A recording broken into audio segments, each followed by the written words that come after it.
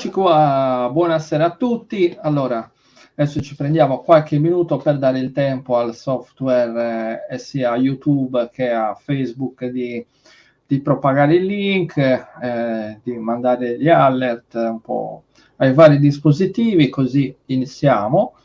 Stasera parleremo di un bell'argomento, quindi parleremo di archeologia subacquea. Ed è la prima volta che ne parliamo qua su Sardegna Turistica, quindi sarà molto interessante. Anche io non vedo l'ora di scoprire qualche segreto di quello che fanno i subacquei e gli archeologi subacquei quando vanno giù, e anche vi dico già, poi gli farò una domandina di come fanno a trovare le cose laggiù in profondità, quindi ci faremo dire un po' qualche tecnica. Allora, adesso io la mando avanti, così perdiamo un po' di tempo. Nel frattempo che voi vi collegate, eccola qua, abbiamo la dottoressa Anna Ardu. Buonasera. Buonasera a tutti, salve. Ok, allora, cara Anna, stasera ci dovrai introdurre in un bell'argomento, quello dell'archeologia subacquea. A te è tanto caro, ti piace molto? Sì, certo. La Cenerentola dell'archeologia, l'archeologia subacquea. Poi spiegherò anche quali sono le motivazioni. Sì. No, diciamo che la maggior parte degli archeologi va sempre sull'archeologia, quella tradizionale, su terra, no? Devi scavare, invece a te ti è sempre piaciuto, lo so, da piccolina l'acqua, il subacqueo, e quindi poi ti sei specializzata in questo. Sì, sì, diciamo che io ho fatto un percorso particolare, cioè il percorso inverso a quello che avrei dovuto fare, nel senso che quando avevo 20 anni ho deciso di diventare un sommozzatore professionista e quindi proprio a Olbia ho preso un Sì, brevetto di OTS, che è operatore tecnico subacqueo. Cosa ho imparato in questo corso che è durato tantissimo, è durato 1 anno e mezzo? Ho imparato tutte le tecniche, a utilizzare tutte le strumentazioni che poi mi sarebbero state utili per lo scavo subacqueo. A quei tempi non avevo intenzione di laurearmi. Nel momento in cui poi è stata istituita il corso all'Università di Oristano con un curriculum di archeologia subacquea, mi sono iscritta. Quindi mi sono laureata poi in archeologia e ho iniziato a lavorare quasi esclusivamente nel settore dell'archeologia subacquea. Ho fatto anche degli scavi terrestri, sia chiaro, però quello che a me ha sempre appassionato e interessato è stata l'archeologia subacquea. allora, lasciami dire, per chi non ti conosce, che sei specializzata in archeologia subacquea e paesaggi costieri, poi hai studiato anche commerci marittimi in Sardegna e anche nell'area del Mediterraneo dall'età del bronzo, porti e approdi, e hai anche diverse pubblicazioni scientifiche e anche collaborazioni internazionali. Quindi tanti complimenti, sappiamo che siamo in buone mani per apprendere nuove cose. Adesso io, nel frattempo che la gente si collega e arriva, io sai cosa faccio? Vi faccio vedere la nuova sigla di questa stagione, di questa serie di puntate. E quindi guardiamoci la sigla per chi ancora non l'avesse vista.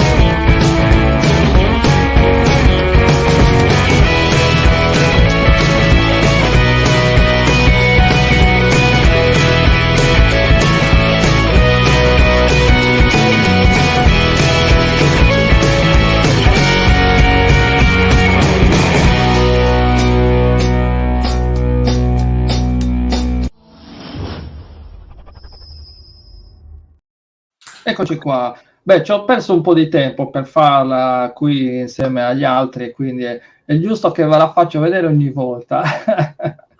Allora, poi avrei visto tanti colleghi nelle immagini che... Allora, Ah, qua aspetta un attimo che ho visto che ci stanno salutando, però qualcuno mi ha scritto che non si sente. Io penso che magari sia un problema di Antonio e non nostro, perché sennò Mia adesso idea. confermatevi. Come? Si sente? No, no, qua c'è altri che non mi hanno scritto niente, quindi No, no, evidentemente non è si tutto a sente. posto.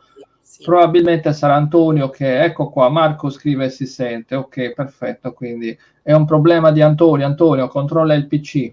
Perfetto, anche Phil ci dice si sente, benissimo.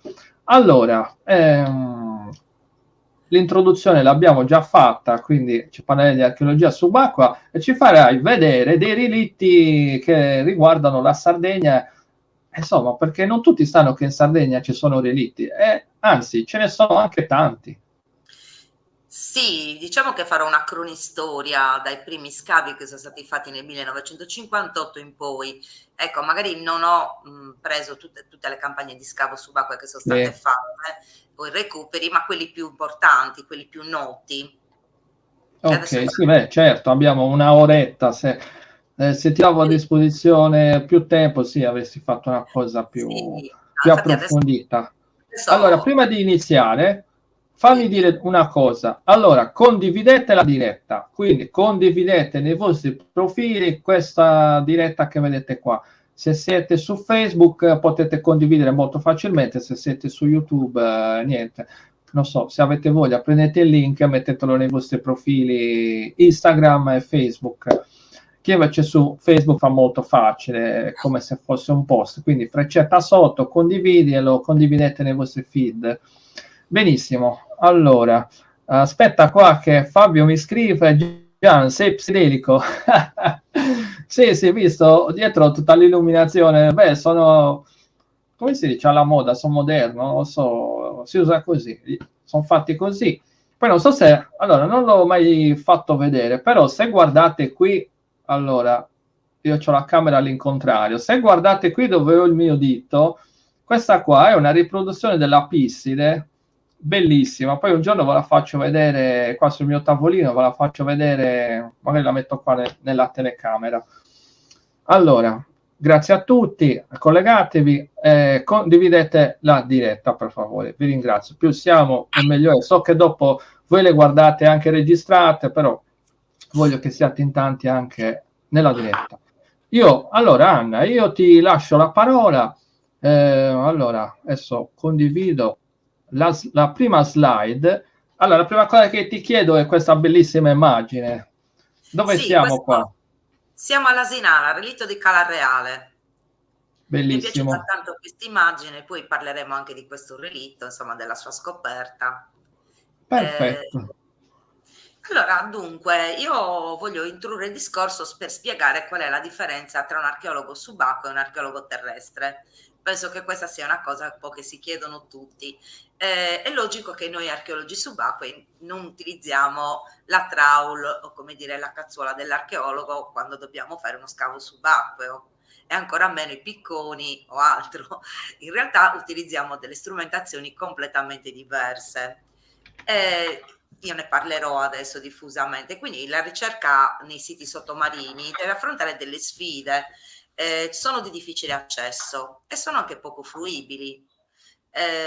Quindi richiedono attrezzature e abilità subacquee per l'accesso. Sono anche pericolosi rispetto ai siti terrestri, quindi quando gli archeologi devono accedere ai siti la durata disponibile in profondità è limitata. L'ideale sarebbe poter utilizzare dei compressori che erogano aria continua per poter lavorare. In realtà bisogna lavorare in squadra e fare continuamente dei cambi di bombole se si lavora in profondità. Per le indagini in profondità si usano i ROV, che sono dei piccoli sottomarini subacquei.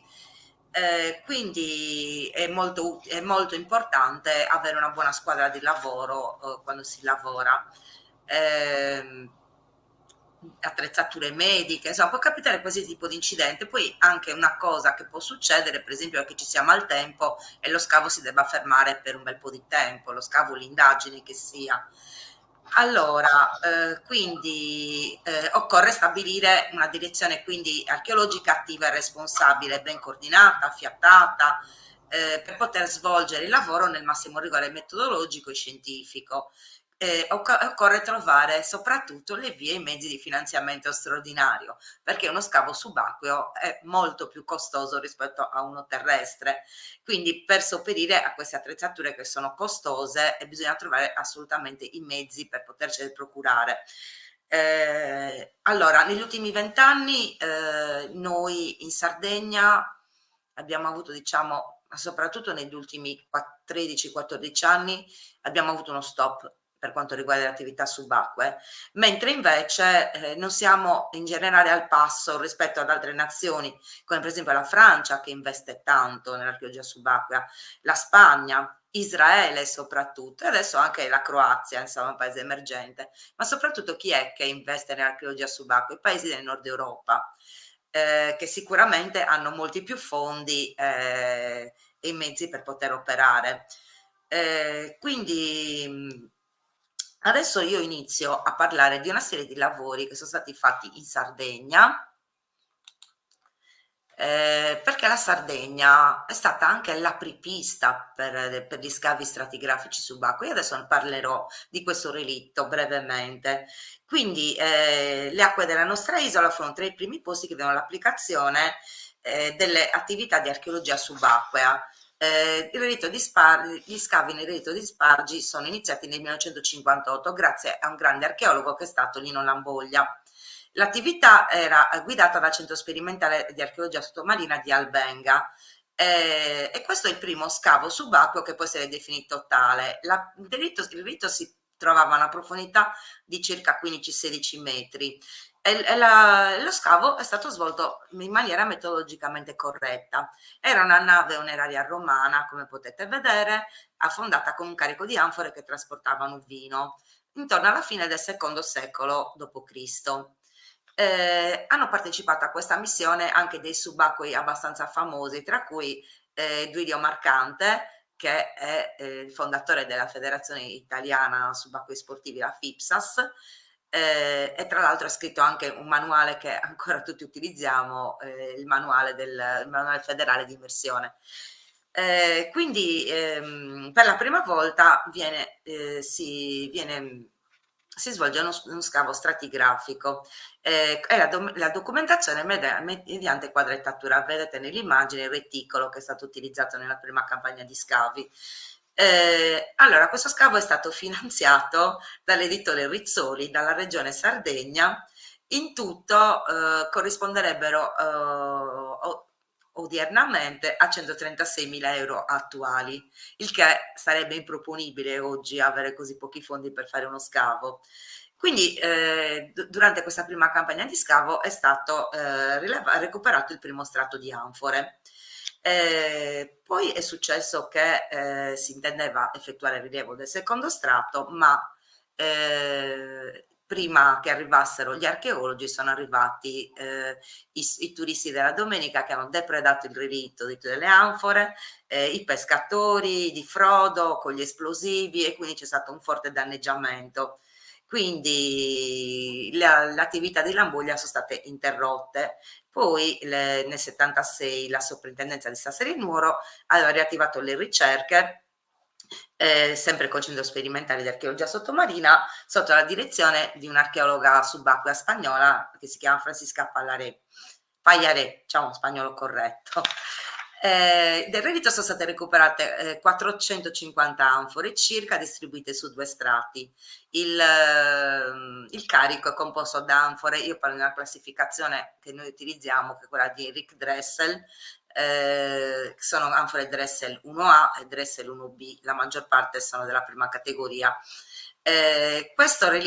Quello che rimane della nave di Spargi è conservato al Museo Archeologico Navale Nino Lamboglia alla Maddalena, dove sono conservati i materiali del relitto e uno spaccato ricostruttivo dello scafo.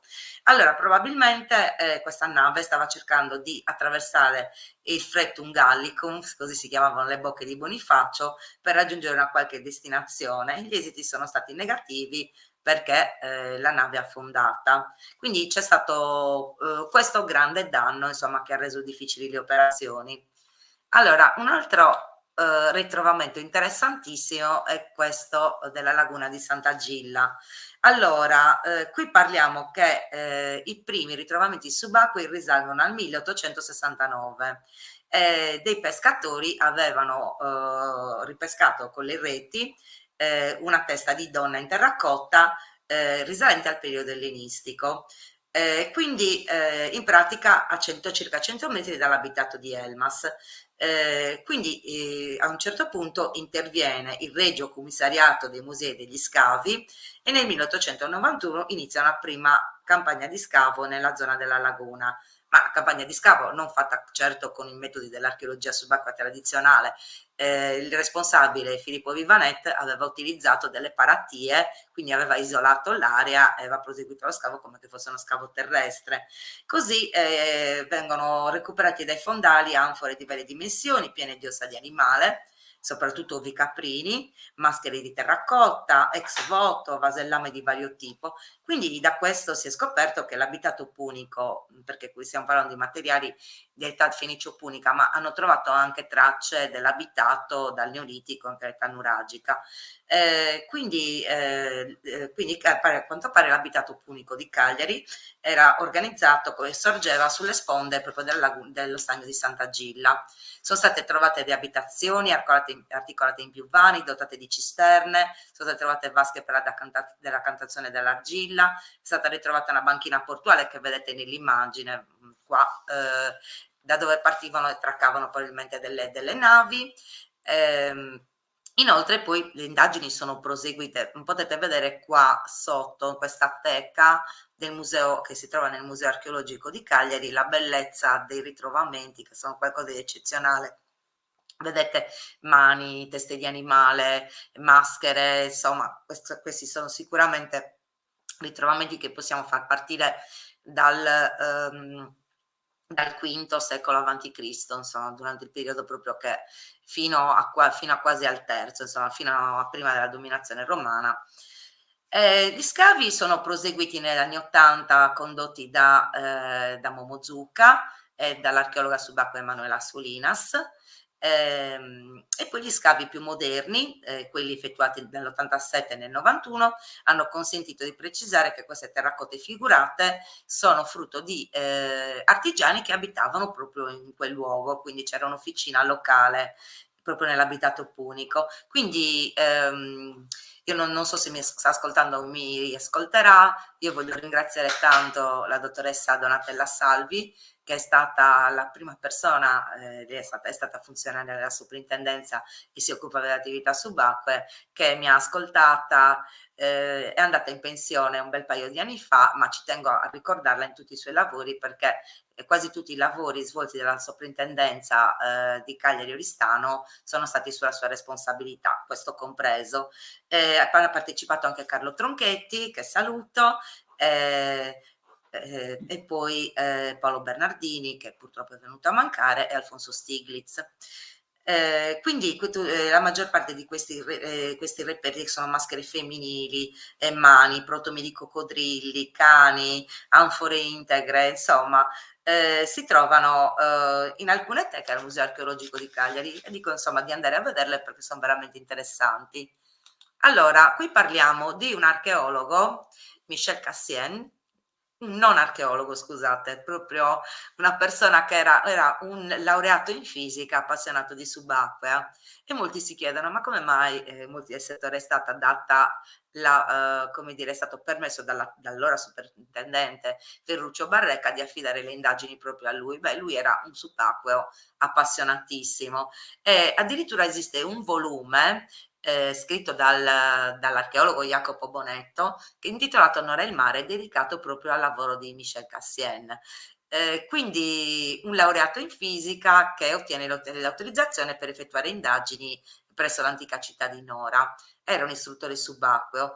Le acquisizioni scientifiche interessano un'ampia rosa di tematiche, quelle che ha sviluppato lui, cioè riassumevano, riguardavano il sistema portuale antico della città di Nora, la presenza di relitti di navi, il problema dell'andamento anche dell'antica linea di costa, e sono stati ritrovati materiali mutevoli, anche qui come vedete nelle immagini, vedete le terracotte figurate, anfore che contenevano, guardate laggiù, conserve di carne, addirittura carne di zebù. Allora, Michel Cassien si è immerso a Nora per ben 6 anni, sono stati recuperati 400 pezzi ed è è stato veramente meticolosissimo nelle relazioni dattilo-scritte, io me le sono lette tutte ormai da anni, lui era proprio puntuale, lui riferiva immediatamente ai funzionari della soprintendenza qualsiasi cosa lui ritrovasse, facesse, insomma è stata veramente una persona molto attiva. Quindi, come ho detto prima, sono state, la maggior parte naturalmente sono sempre anfore, poi abbiamo ceramica da mensa, lucerne, bruciaprofumi, quindi abbiamo uno spaccato insomma di quello che poteva essere le frequentazioni commerci nella città di Nora tra l'età arcaica. Per età arcaica si intende dall'VIII secolo avanti Cristo fino alla prima metà del VI, in epoca punica e in epoca romana. Poi vediamo un altro relitto. Allora, dico questa cosa. Ah, ok, ho saltato, facciamo vedere prima e poi passiamo all'altro. Torno indietro poi con le slide. Allora, noi archeologi subacquei non siamo archeologi specializzati in un preciso o esatto periodo storico, no? C'è per esempio tra gli archeologi terrestri chi si occupa di età nuragica, ci sono gli archeologi specializzati in archeologia orientale, quelli specializzati in preistoria protostorica, scusate, e quelli specializzati in archeologia medievale o classica, eccetera. Noi dobbiamo sapere ogni cosa, cioè noi non possiamo avere, anche se per passione ce l'abbiamo, un interesse particolare per una cosa, per qualsiasi cosa c'è sott'acqua, di qualsiasi periodo, è comunque come dire, è una traccia di un passaggio, di commerci. Ecco, questo relitto, che è quello dell'Isola dei Cavoli, che si trova nella zona di Villa Simius, è molto interessante perché era una nave che proveniva probabilmente dalle Baleari ed era diretta in Sicilia ed è affondata nel XV secolo d.C., quindi parliamo del periodo, insomma, forse anche precolombiano, l'età di Cristoforo Colombo, mentre doppiava Capo Carbonara. Dopo le prime indagini archeologiche sono state fatte anche quelle geomorfologiche, quindi questi scavi, guidati naturalmente dalla soprintendenza di Cagliari, sempre nella persona di Donatella Salvi, che io nominerò spesso, quindi con un lavoro congiunto dell'Università di Cagliari e quella di Saragozza, in Spagna. Quindi questo è stato utile, soprattutto anche le indagini geomorfologiche, per ottenere la datazione del relitto.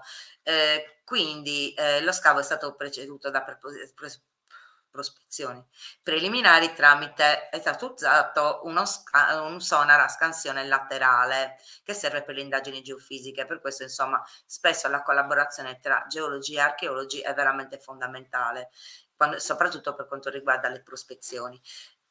Poi tra l'89 e il 91 sono stati recuperati i reperti. Era una nave mercantile armata che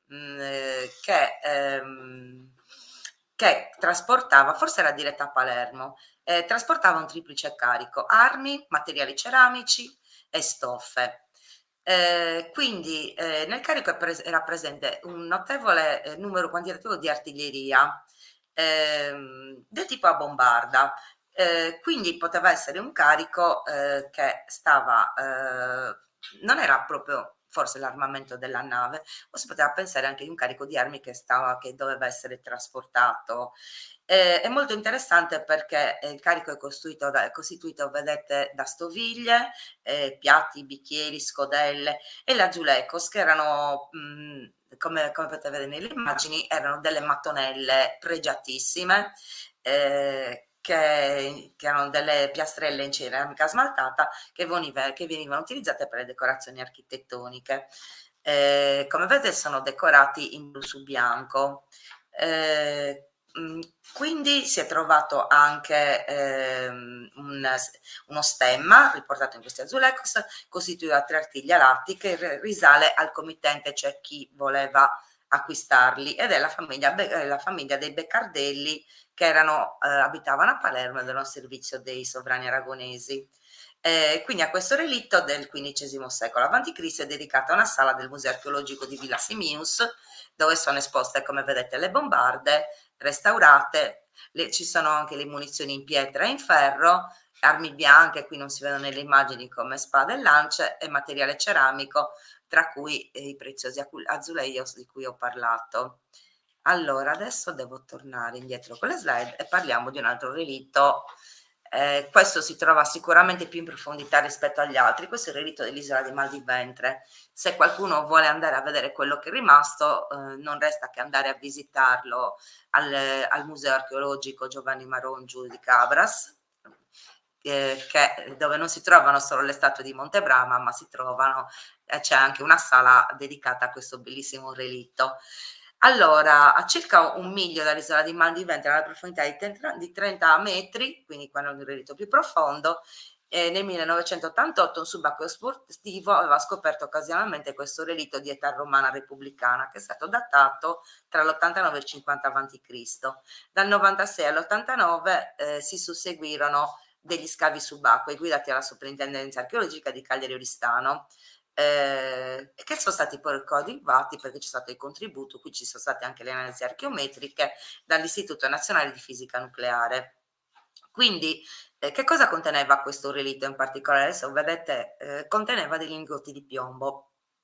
Vedete, in questa immagine si vede anche il recupero, si vede anche la dottoressa Salvi a bordo, mentre stanno recuperando i lingotti di piombo. I lingotti di piombo ne sono stati recuperati 1000, una quantità enorme.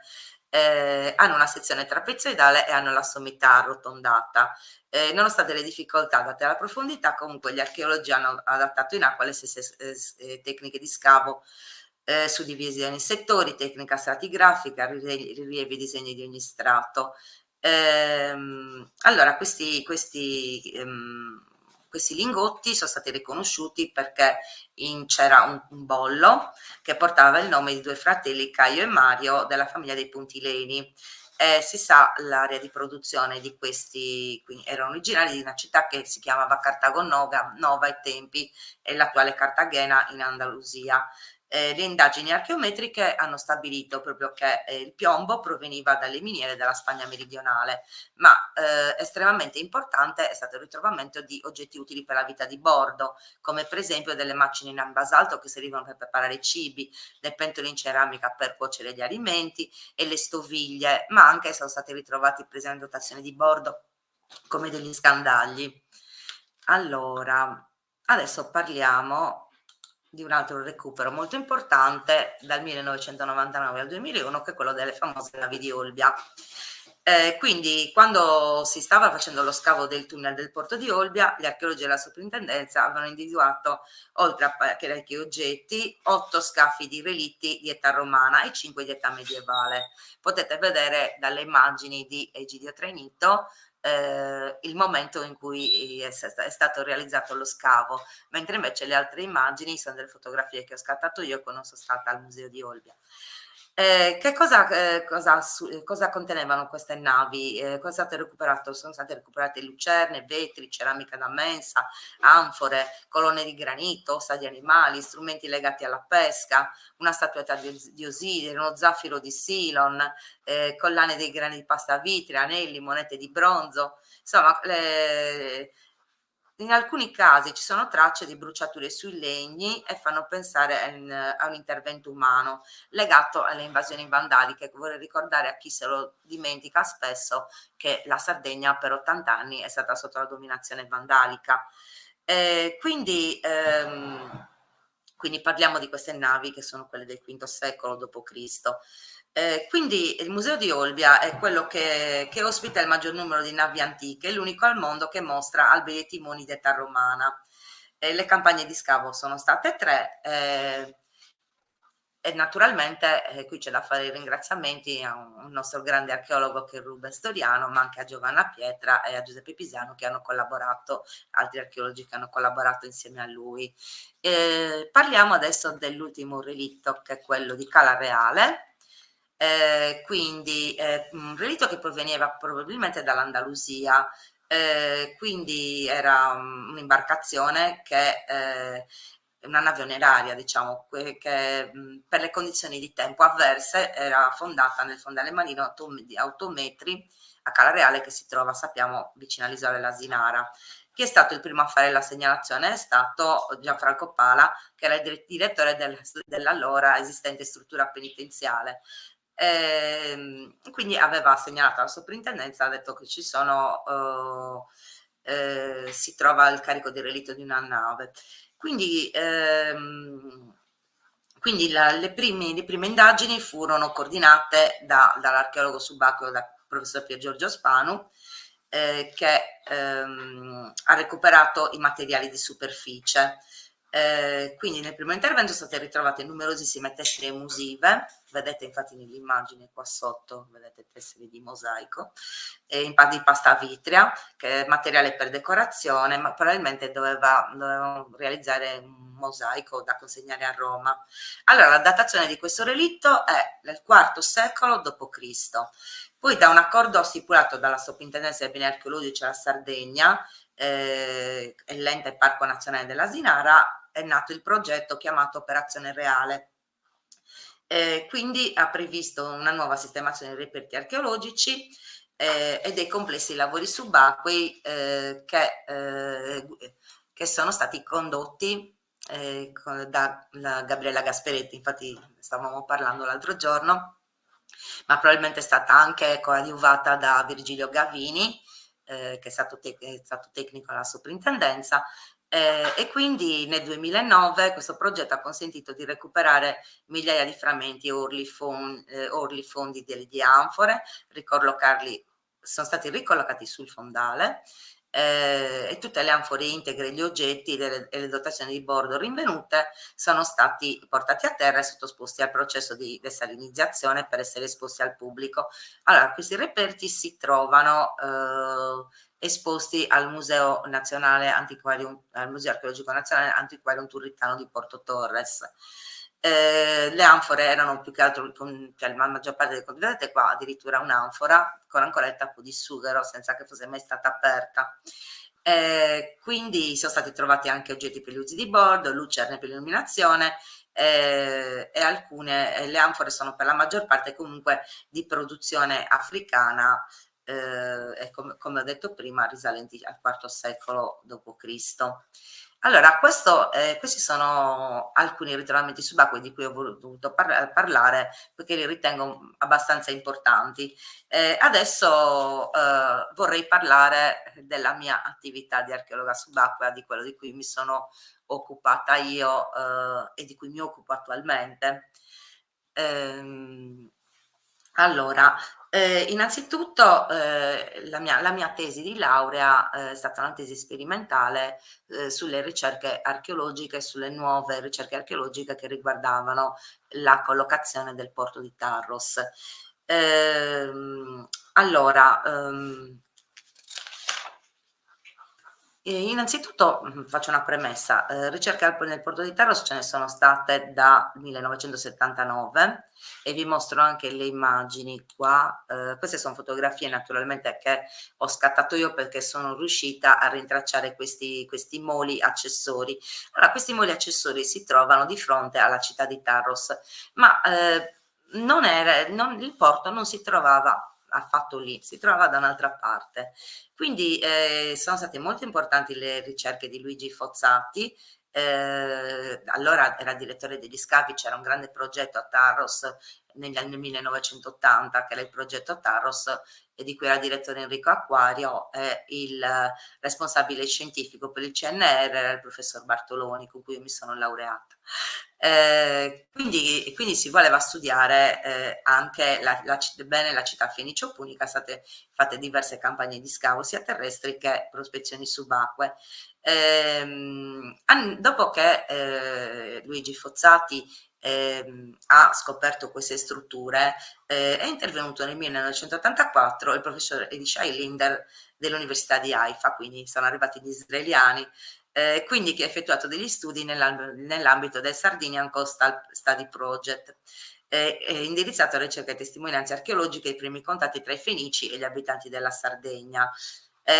Allora, per la prima volta l'Inder, forse anche prima degli altri, utilizza un ecoscandaglio che si chiamava Sidescan Sonar. Lui aveva anche un sub-bottom profiler, che era lo stesso che aveva utilizzato George Bass per gli scavi del rito di Uluburun.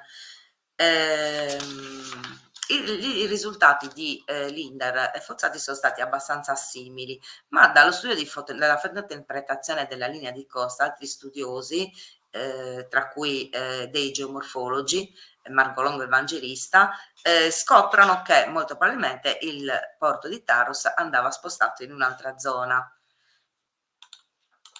E noi le strutture del porto di Taros le abbiamo ritrovate in quella che oggi è una laguna, ma prima era una baia aperta, la laguna di Mistras. Allora, queste ricerche sono iniziate dal 2008 al 2011 e sono state 2 ricerche differenti, una gestita dall'Università di Sassari e l'altra dall'Università di Cagliari. Io in una prima fase, cioè quella nel periodo in cui mi sono laureata, ho collaborato con l'Università di Sassari, poi in seguito ho collaborato naturalmente con la soprintendenza di Cagliari Oristano.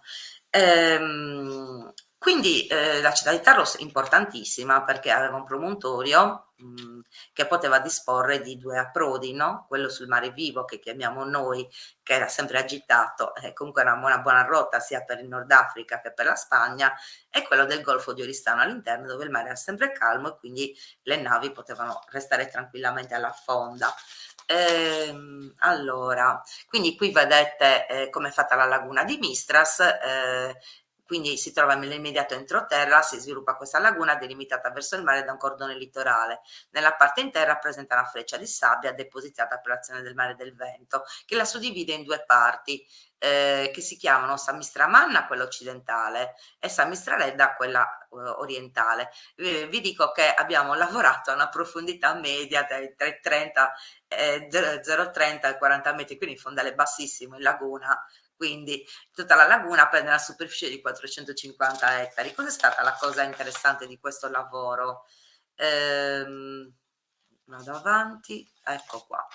Allora, insieme alla mia collega Angela Conte, noi abbiamo questo lavoro l'abbiamo inteso noi come una ricerca multidisciplinare e ci siamo impegnati utilizzando studi di carattere geomorfologico, abbiamo approfondito la documentazione storica, cartografica, le diagnostiche e abbiamo utilizzato l'aerofotointerpretazione e lo studio delle immagini remote per le ricognizioni terrestri e subacquee. Che cosa abbiamo scoperto? Angela, la mia collega, è andata nell'aerofototeca nazionale che parte dall'Istituto Centrale per il Catalogo e la Documentazione del Ministero dei Beni e Attività Culturali e del Turismo di Roma e siamo riusciti a rintracciare queste fotografie. Queste fotografie sono state scattate nel periodo, negli anni subito successivi alla Seconda Guerra Mondiale. Parliamo del primo volo base del 55 e del volo EIRA del 1968. Noi cosa siamo riusciti a ricostruire? Allora, adesso guardando le ortofoto attuali, le strutture non si vedono più. Mentre invece allora, probabilmente, forse perché non c'erano così tante matte di Posidonia, forse perché è un ambiente dinamico quello lagunare, no? Siamo riuscite a costruire questa carta. È una carta, cioè noi abbiamo realizzato sulla base della carica tecnica regionale della regione autonoma della Sardegna in scala 1 a 10.000. E cosa è stato scoperto? Allora, innanzitutto qui abbiamo le strutture individuate dalle foto aeree, vedete questo tracciato che abbiamo fatto, no?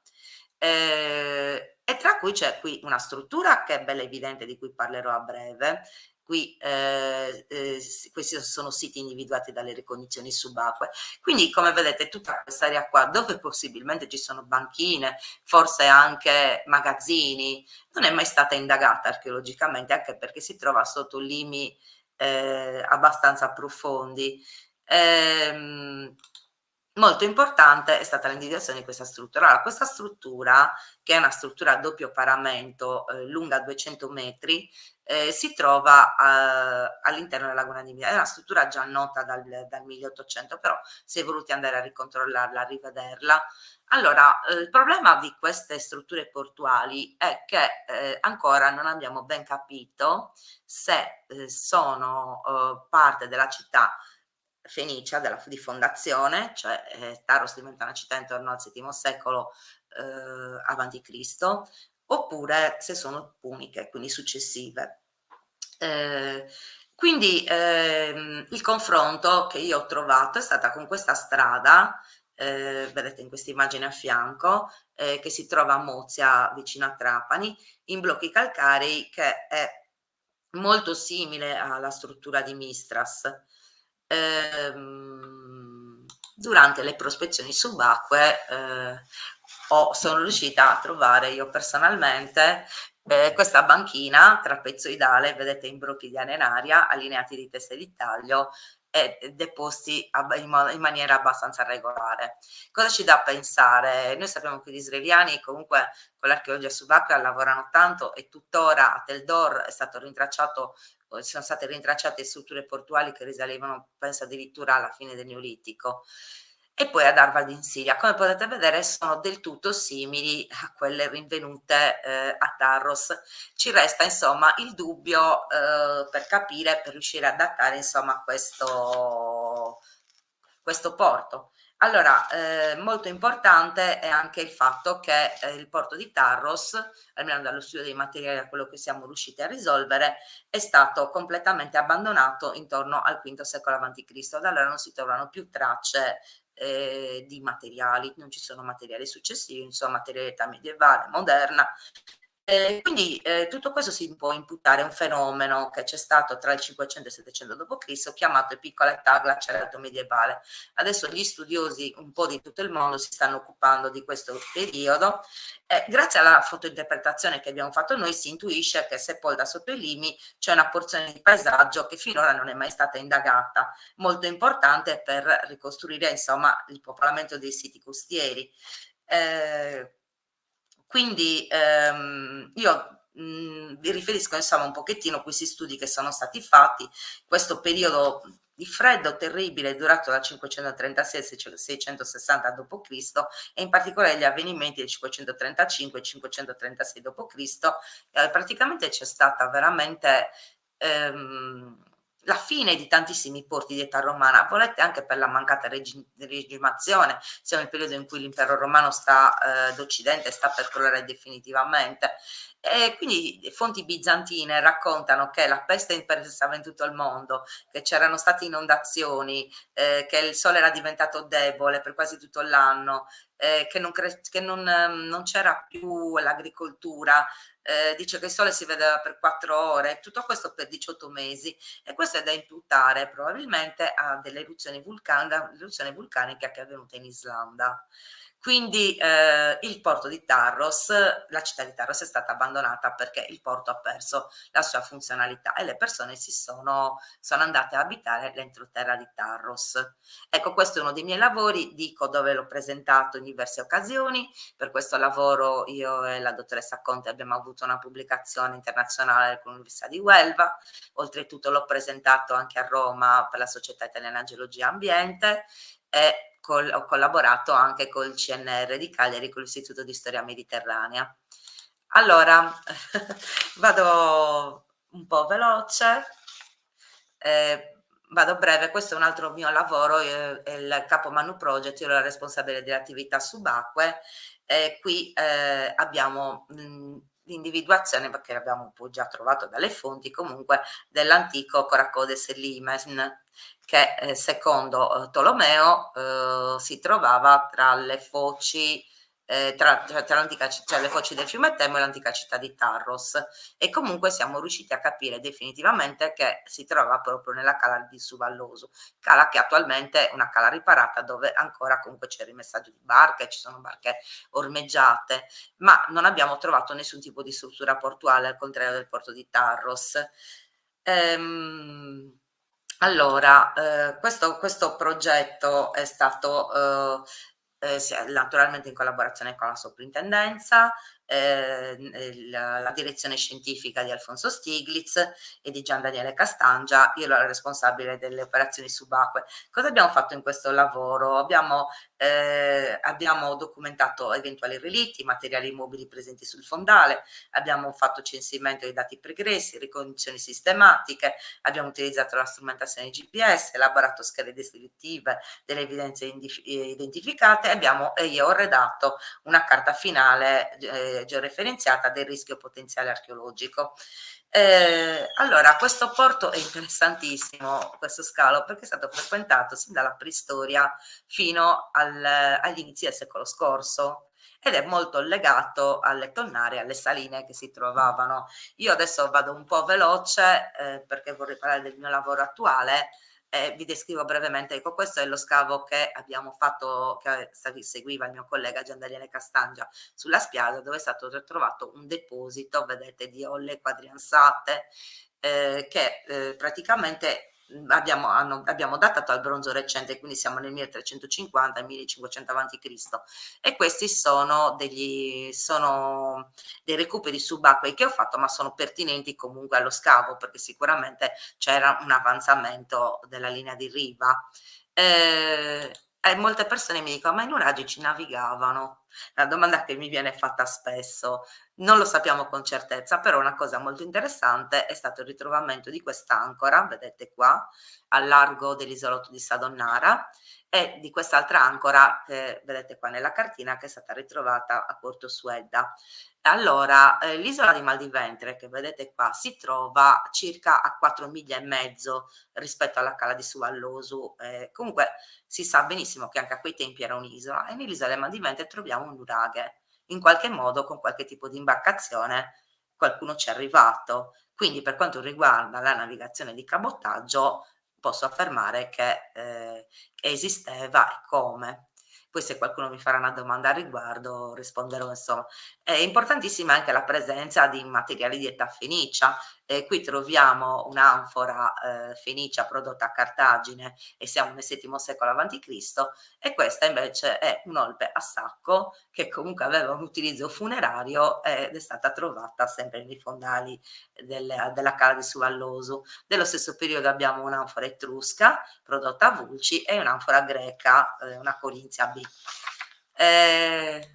Cosa abbiamo? Io ho scavato anche per 2 anni qui a Suracchi, che è un sito meraviglioso, un nuraghe che sta dando grandi soddisfazioni agli scavatori che stanno lavorando là.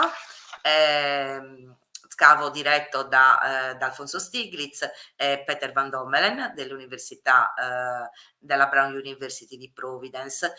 Probabilmente il Coracodes Portus magari qui abbiamo anche un bel esempio di integrazione tra fenici e nuragici che convivevano pacificamente assieme. Abbiamo il riutilizzo, naturalmente qui vedete dalle foto di Bibi Pinna su concessione, vedete qua che ci sono delle abitazioni puniche addossate al nuraghe.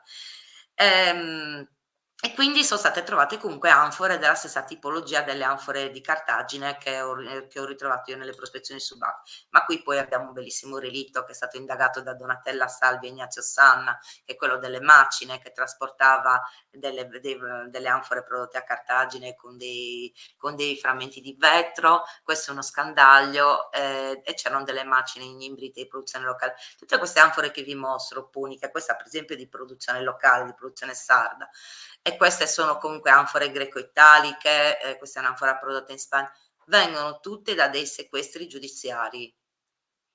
Quindi non si sa a quale relitto possono essere riferibili. Vedete qui anche delle anfore romane più recenti fino alle anfore africane che venivano prodotte fino al V secolo a.C.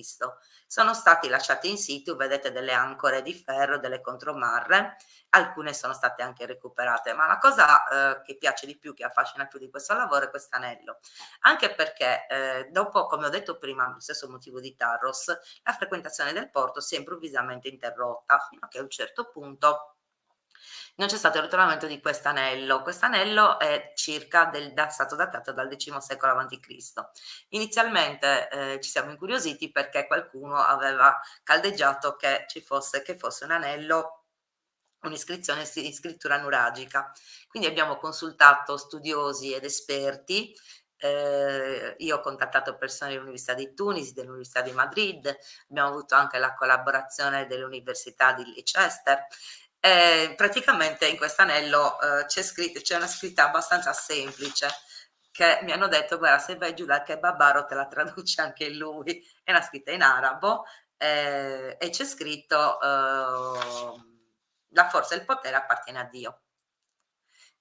Questo è un unicum. Poi per 400 anni del porto di Suvallosu non se n'è proprio parlato più per niente, cioè non ne abbiamo più notizie, non abbiamo più ritrovamenti subacquei. E quindi però abbiamo delle notizie, per esempio nel Compasso del Navigare nel 1250 appare questo capo delle saline, e poi abbiamo anche una menzione nel 1311 nella carta di Pietro Visconte. Le testimonianze archeologiche cominciano a riapparire nel XVI secolo d.C. Perché? Perché abbiamo lo sfruttamento di peschiere, tonnare e saline. Quindi naturalmente vengono costruite delle torri costiere. Vedete quella di Scravesai, che è abbastanza, comunque quella di Samora, di Capomano e di Scravesai. Questi, scusate, accidenti, sono andata troppo avanti, scusate, sono i resti della tonnara, che però è stata costruita intorno al 1700, che si trova proprio nell'isolotto che porta il suo nome.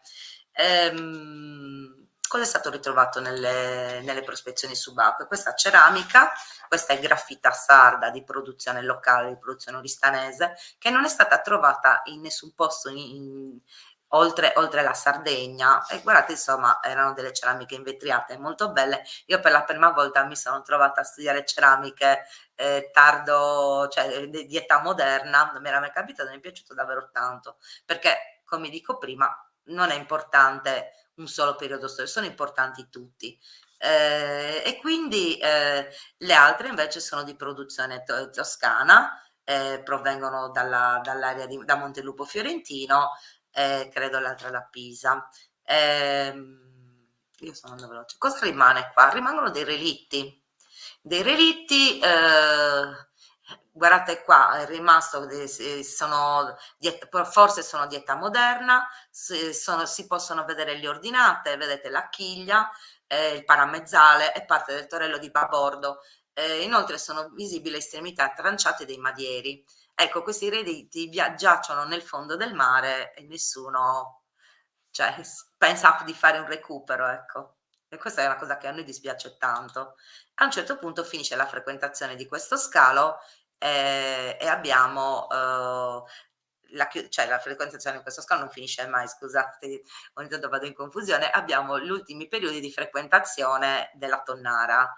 La tonnara che è stata dismessa all'inizio del 1900, vedete, queste sono ceramiche ottocentesche in terraglia, queste sono delle fiaschette oristanesi, e questi sono i tipici piatti della nonna, quindi che sono stoviglie policrome, insomma, quindi questa è tutta la storia. Cioè, io sono riuscita col mio lavoro a ricostruire la storia di un porto dall'età, insomma, nuragica fino al secolo scorso. Già Mario, ci sei? Sì, eccomi qua. Allora, prima di parlare di Arbus, penso di essere riuscita a tenere i tempi. Sì, sì, sì. Hai altri 10 minuti se vuoi. Sì, 10 ok. minuti, anche Sì, un sì. quarto d'ora, anche un quarto d'ora se vuoi. Ok, ce la posso fare. Bisogna di bere un bicchiere d'acqua un secondo perché... Sì, prego. Allora, è molto interessante, davvero. Adesso immagino che tante persone saranno lì quando vanno nelle spiagge, lì in quelle zone là, saranno lì a guardare un po' il mare, un po' con più attenzione. È molto, molto difficile trovare qualcosa, devo dirlo, veramente per me è stata una fatica immane, veramente, anche perché da dei piccoli frammenti che erano diagnostici io sono riuscita a capire, l'hai visto o no, che sono dei piccoli cocci, no? Sì, sì, sì. Allora, adesso tu qua ci parlerai del relitto di Sadome Zorku, che è famoso per la tomba dei giganti a Filari. No, Comunque non è proprio quella, però non si chiama Dome Sorgo, però nella spiaggia sopra ci sono 2 tombe dei giganti. Abbiamo fatto questo lavoro, abbiamo utilizzato i magnetometri nella spiaggia quando abbiamo iniziato una collaborazione internazionale che abbiamo in atto tuttora con l'Università di Bochum in Germania, nella Ruhr. Questo è il lavoro che io vorrei terminare, poi posso anche ritirarmi dall'archeologia, però questo devo assolutamente finirlo per una serie di motivazioni. Allora, la prima volta che ho visto il carico dei metalli recuperato dai fondali di questa spiaggia di Subistoku era il 2012 e stavo scrivendo la mia tesi di laurea specialistica sui materiali provenienti dai fondali dei recuperi subacquei dall'età nuragica fino a quella romana, e il mio relatore era Piero Bartoloni, che saluto sempre con piacere. E quindi mi ha detto: ma perché non vai a vedere il deposito dei materiali lì a Guspini? E gli ho detto: vabbè professore, vado. Io quando li ho visti sono impazzita, dico la verità. E quindi poi vi farò vedere perché. Quindi dal 2013 collaboro con la dottoressa Laura Garau, quindi parlo a nome di tutte e due in questo caso. Lavoriamo assieme con l'autorizzazione naturalmente della soprintendenza di Cagliari Oristano, e abbiamo svolto diversi lavori. Oltre alla classificazione di tutti i materiali recuperati, siamo riusciti poi a ottenere una collaborazione con questa università tedesca e abbiamo fatto le analisi dei metalli, dei recuperi. Quindi collaborazione tra, allora, cito tutti, Istituto di Scienze Archeologiche e Archeometriche di Bochum in Germania, Soprintendenza Archeologica Belle Arti e Paesaggio della Città Metropolitana di Cagliari, provincia di Oristano e su Sardegna, e il Comune di Arbus. Allora, è molto particolare, vedete l'immagine della spiaggia, no? Il litorale è chiuso da una parete di arenaria molto alta e il fondale è misto roccioso e sabbioso per lunghi tratti, dove ci sono delle secche molto pericolose, quindi variazioni spesso dal punto di vista morfologico. Quindi durante le mareggiate che cosa è successo? C'è stato lo spiaggiamento periodico di alcuni frammenti riferibili al carico del relitto. Quindi i processi di sprofondamento e seppellimento della sabbia sono rapidissimi e possono aver consentito in condizioni eccezionali la conservazione magari, questo non lo sappiamo, magari di una piccola parte dello scafo. Avete visto, prima ho parlato del relitto di mal di ventre, che il peso del piombo, no? Ha preservato parte dello scafo e questo ha permesso una datazione. Quindi il peso del metallo potrebbe fare da barriera e impedire il deterioramento. Quindi cosa dobbiamo fare per continuare a lavorare su questo relitto? È necessario assolutamente, per capire la provenienza, indagare con prospezione e scavi subacquei per acquisire elementi, perché siamo a un punto fermo. Vi spiegherò perché. È successo che i primi ritrovamenti di questi materiali spiaggiati risalgono agli anni 80 del secolo scorso, e questi frammenti plumi, gli abitanti del posto cosa hanno fatto? Li hanno fusi e li hanno utilizzati per fare dei piombini per le reti. A me, cioè, questo l'ha riferito la dottoressa Solinas nella sua relazione, Emanuela Solinas. Oltre a questo, pare che ne abbiano portato addirittura nella fonderia di San Gavino, non so se questo è reale. E comunque molti se li sono portati a casa, nessuno sapeva di cosa si trattasse. Quindi la prima segnalazione alla soprintendenza è stata inoltrata da Tarcisio Agus, e nell'82 Giovanni Ugas ha iniziato le prime prospezioni per il recupero. Ecco, vedete qua, queste sono le bellissime immagini dei primi recuperi a cui aveva lavorato Nicola Porco, che purtroppo è venuto a mancare. Prima di morire, insomma, mi ha passato, diciamo, il testimone. Mi ha lasciato queste immagini e insomma ha chiesto un pochettino che si andasse oltre quello che era stato scoperto al momento. Adesso io leggo quello che ha dichiarato Giovanni Ugas. Ha parlato di un carico navale con lingotti di stagno. Lingotto di stagno in effetti ne abbiamo uno. Allora, devo prendere di lingotti di stagno, oltre che con grappe di piombo e placche di bronzo. Allora, è stato recentemente individuato e parzialmente recuperato presso il litorale di Arbus, di fronte alla località di Rio Dome Sorcu. Anche se il carico non fosse pertinente, come invece pare un'imbarcazione nuragica, non v'è dubbio che il ritrovamento costituisce un indizio sicuro per ritenere che la Sardegna fosse una tappa importante nella rotta dello stagno del Mediterraneo. Allora, vediamo un po'. Allora, questi sono i materiali che abbiamo studiato io e la dottoressa Garau. Allora, qui abbiamo una pannella di rame di tipo abbastanza arcaico, questa è una pannella di stagno e questa invece è una pannella di piombo. Allora, qui parliamo di 89 reperti studiati, quindi sono stati fotografati da noi, misurati, pesati, 89 reperti, quasi tutti in piombo, 11 kg di piombo li abbiamo anche pesati, alcuni di forma definita, altri in stati frammentario. Allora, volevo fare una piccola premessa per quanto riguarda, se c'ho il tempo, i giacimenti di stagno. Queste sono le aree asiatiche più importanti per l'estrazione dello stagno. Allora, vedete qua l'Afghanistan, un po' nella zona nell'area dell'Anatolia, molto nelle Zebrige in Germania, il Portogallo e la Spagna centrale. Scusa, no, qui sono in Bretagna, scusa. La Francia, ma in particolare l'area del Portogallo e della Spagna, no? E soprattutto qua ci sono le famose isole Cassiteridi che si trovano a sud della Gran Bretagna.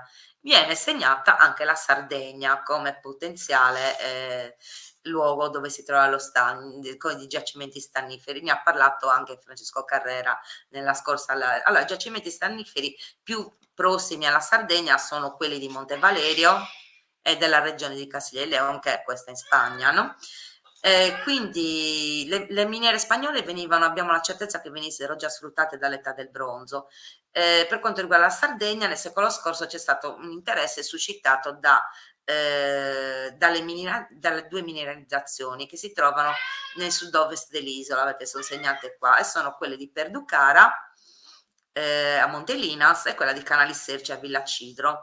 La cassiterite era regolarmente dispersa nel quarzo, guardate qua, c'ho anche le immagini del lavoro dei geologi. Quindi la tecnologia disponibile a quei tempi, parliamo dell'età del bronzo e dell'inizio dell'età del ferro, non era in grado di sfruttare questi giacimenti, che possono essere, diciamo, l'estrazione può avvenire solo con un moderno processo di flottazione, perché è difficile separare e concentrare ciascun minerale da questa miscela primaria. Allora,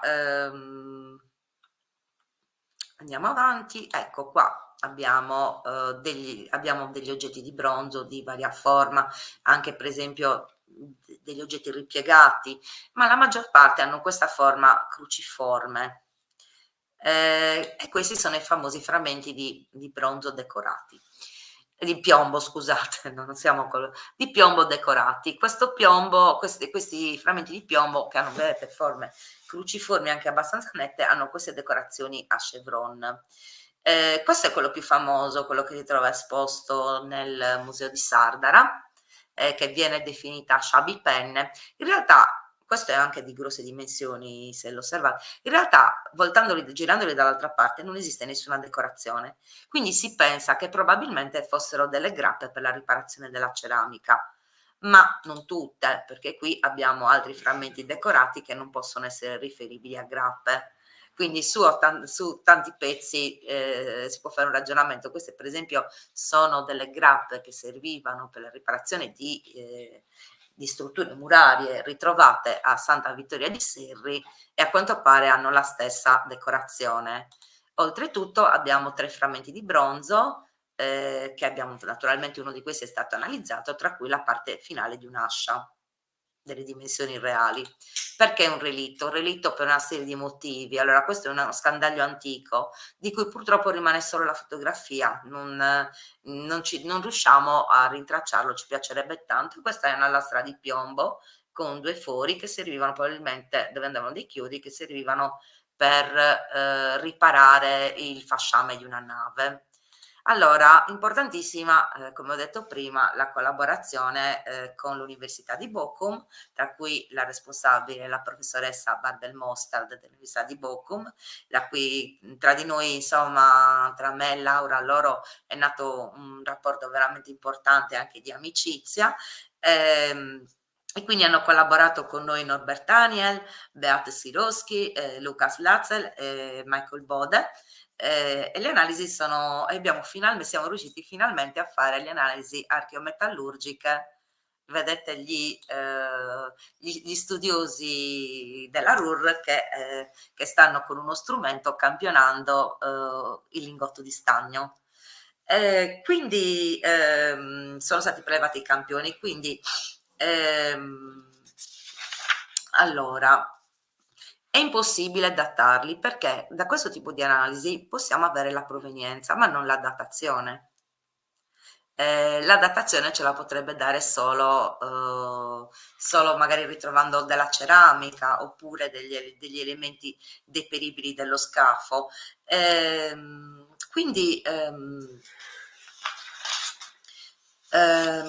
adesso vado proprio su argomenti abbastanza tecnici.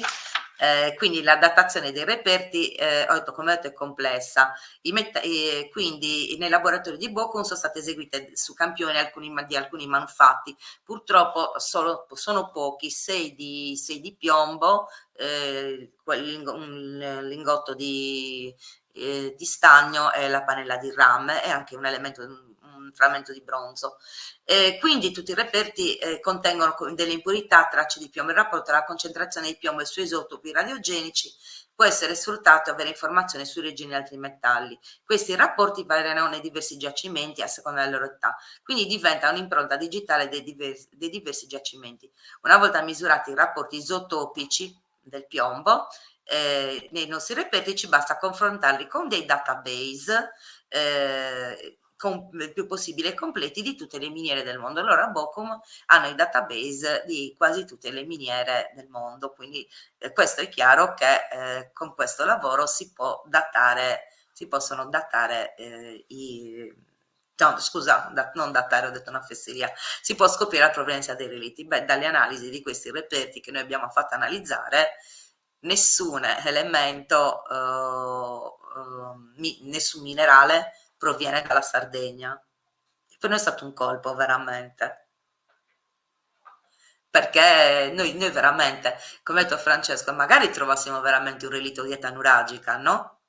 Noi ci speriamo anche, perché d'altronde sono stati esaminati pochi reperti, una totalità di 89, ma quello che noi... Dimmi, vai pure. No, no, questo è interessante. Vai avanti che è interessante. Lo so che è interessante. Quindi magari se continuassimo insomma a operare sempre con questi laboratori, magari potremo far analizzare ulteriori reperti, anche perché alle spalle del posto dove è affondata la nave ci sono le miniere di piombo argentifero, abbiamo Montevecchio, abbiamo Ingurtoso, no? Quindi come facciamo? Inquadrare questo relitto in un contesto mediterraneo. Qual è il contesto mediterraneo? Se noi sicuramente materiali di quel tipo sono molto antichi, non possono essere riferiti all'età punica o all'età romana.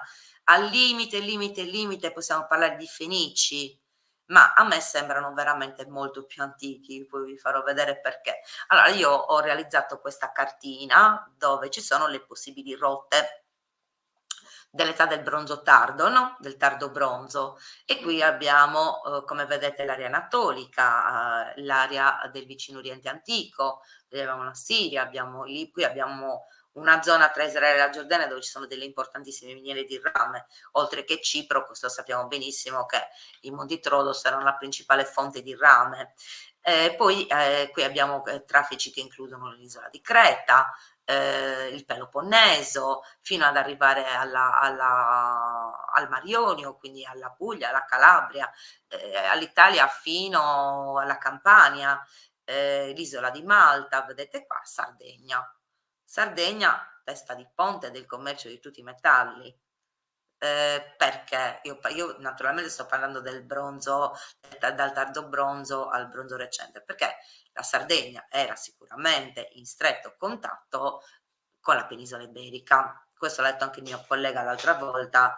C'era sicuramente una rotta per l'acquisizione soprattutto dello stagno. Ai ciprioti, ai micenei, insomma, ai popoli di quel periodo, conveniva sicuramente fermarsi in Sardegna, non andare oltre le colonne d'Ercole per poi raggiungere i giacimenti, no? Delle isole della Gran Bretagna meridionale, anche perché, come ho detto prima, c'erano dei giacimenti di stagno che si trovavano proprio nella zona del Portogallo. Quindi io ho fatto uno studio al momento teorico, perché mi piacerebbe tanto che venisse approfondito, pensando che questo, il trasporto dello stagno, che fosse naturalmente estratto dalle popolazioni locali, venisse trasportato per vie fluviali. A quei tempi sia il Rodano che l'Ebro erano navigabili, quindi molto probabilmente sorgevano vicino alle sponde di questi fiumi dei villaggi dove c'era la possibilità di trasportarli. Poi un attimo, no? Arrivare nel Golfo del Leone, alle isole Baleari, arrivare in Sardegna. Ha più senso? Sì, sì, no, no, è giusto, è corretto, sì, sì. Poi ricorda molto la cartina, anche quella molto simile di Francesco Carrera della scorsa Sono volta. delle cartine Di, standard, perché noi poi facciamo delle elaborazioni, sì, vedi? si salta Eh, di isola in isola. sì, poi vabbè, adesso vado veloce e faccio vedere insomma un po' quello che ho visto a Creta. Guardate questa nave minoica, cosa vi ricorda? Vi dico che questa comunque è molto più antica delle navicelle nuragiche, questa è del 2300 a.C., una nave che trasportava animali come le nostre navicelle. Noi abbiamo la certezza che esisteva una marineria minoica, questi sono degli affreschi del palazzo di Acrotiri, e queste sono delle riproduzioni di barche che io ho visto al museo di Heraklion. Il paragone con le nostre navicelle non è plausibile, perché le nostre navicelle sono molto più recenti, siamo nel nono, massimo nono, ottavo, settimo secolo avanti Cristo. E comunque è molto interessante il fatto che, mentre queste non avessero nessun foro apicale, vedete, le nostre invece avevano un foro apicale, probabilmente perché dovevano essere appese. Poi che fossero lucerne o meno, sicuramente queste protomi non erano funzionali alla navigazione.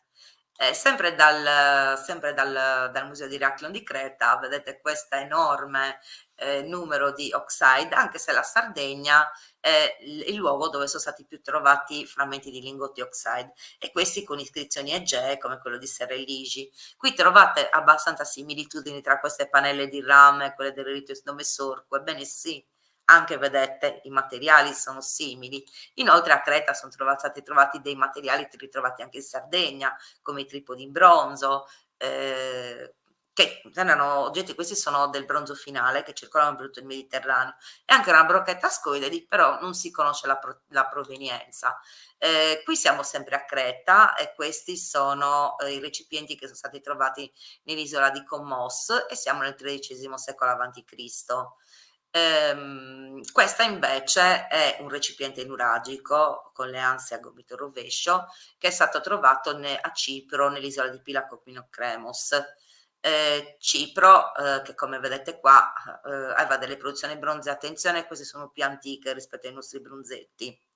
Vedete elmi cornuti, scudi, armi, e questo è il lingotto di Serre Ligi, come vedete è ritrovato con un'iscrizione egea. Vedete in Sardegna è il luogo dove sono stati trovati più frammenti di lingotti oxide. Ma attenzione, perché in Sardegna abbiamo anche, ne ha parlato anche Francesco la volta scorsa, delle spade di tipologia atlantica, uguali a quelle iberiche, molto simili. Queste sono quelle di Monte Saida, però prodotte in Sardegna. In finale abbiamo dei reperti di età nuragica, però qui parliamo di un'età, siamo intorno al bronzo finale, ritrovati nell'isola di Lipari. Io sono stata al Museo Barnabo Brea e li ho potuti osservare e vedete la ceramica, tipica ceramica nuragica con decorazioni a cerchielli, e vedete anche un recipiente molto simile a quello che io ho fatto vedere prima, che è stato ritrovato a Cipro. Ok. La presentazione. Allora, eccoci qua. Mi vedrò adesso. Ecco qua, perfetto. Sì, adesso ci sei tu. Io Ho continuo a non... tolto la slide. Ah? Ho tolto la slide, eh? Sì, ma io Ho continuo a tolto la slide. io Non continuo mi a non vedi? vedermi. Io continuo a non vedermi. Come non ti vedi? E se No, apri la pagina, aspetta un po'. metti in un angolino il Ecco. PowerPoint, così... Oh, ok, ok. perfetto. Allora, è stato un viaggio bellissimo, questo viaggio nella archeologia subacquea, con tutti questi relitti. E anzi, diciamo che tu ne hai solo accennato alcuni, perché in realtà ci sono molti relitti anche dall'altra parte nella costa est della Sardegna, quindi diciamo che quello che manca è andare a scavare, perché c'è davvero tanto sott'acqua. Sì, perché più che altro, come io ho spiegato a tutti quanti, questi si interviene solo quando arrivano delle segnalazioni da parte di E quindi subacquei. sì, Quindi allora quasi quasi il sì, ministero come, si trova obbligato a intervenire. vabbè, speriamo che le cose migliorino per il futuro. Sì, Ma adesso mi sta venendo in mente, secondo me, in alcune cose che hai fatto vedere Cabras, insomma, in quelle aree sì. là, che in alcuni casi l'acqua era anche bassa, quindi io già mi vedo molti di chi ci sta seguendo che andrà lì con la maschera e il boccaglio a cercare di inquadrare qualcosa se si vede qualcosa, ma da quello che ho Se capito è trovano un minimo di difficilissimo. strutture, a me fa piacere quello che riguarda il porto di Taros. Purtroppo sono sepolte da limi e quindi occorrerebbero proprio delle... E il fondale è anche molto basso per usare i sonar, il problema è quello. Ecco, Per allora trovare... aspetta. Sì, no, dimmi, poi ti faccio una domanda. No, no, dimmi, a posto. Sì, no, la domanda era, allora, non hai solo accennato, ma per esempio, per individuare gli oggetti metallici, usate che cosa? I metal detector, quelli subacquei che vanno giù e anche qualche altro strumento. Allora, io vorrei adesso spendere una parola, insomma, molti veramente non fanno altro che dire che i metal detector sono gli strumenti dei tomaroli.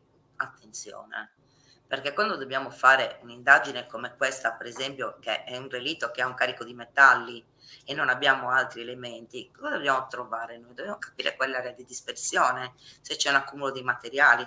Questo ce lo danno solo i metal detector.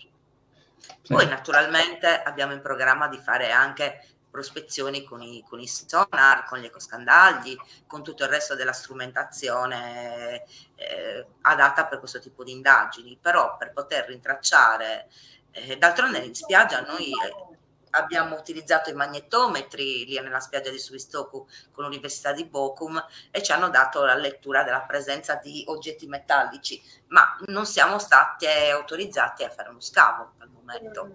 Eh, ho Ah. capito, ho capito. Allora, Quindi io e allora il questo, collega siamo veramente curiose di capire come andrà a finire questa vicenda, sì. anche perché questo relitto veramente è interessantissimo, vero? Sì, sì, allora adesso dico a tutti di scrivere le vostre domande, le vostre curiosità. Sono sicuro che sull'archeologia subacquea qualche curiosità ce l'avete, quindi scriveteli. Io adesso torno indietro dai commenti primi, quindi mano a mano dai primi, poi arriverò a quelli che scrivete adesso. Così, allora, innanzitutto ti fanno tanti complimenti, ti salutano, poi c'è qualcuno che scrive anche buonasera professoressa, quindi non so se qualche tuo Sono i collega miei o sono i qualche miei tuo alunni, alunno. Benissimo. carini, sì, sono i miei alunni che sapevano che avevo la diretta oggi. Ah, ecco. Poi tanti saluti, complimenti, poi fammi vedere. Ce ne alcune curiose. Ah, ecco, per esempio, Anna ha scritto. Anna ti chiede, poi ce n'è un'altra di Anna che anche quella ha fatto diverse domande molto curiose. E quando lei ti dice come si ha la certezza che si trattasse di una nave romana, questo era all'inizio quando stavi parlando. Com'è la certezza che fosse una nave romana? Su cosa ti sei basata? Sul tipo di carico o che tipi di, o su quali indizi?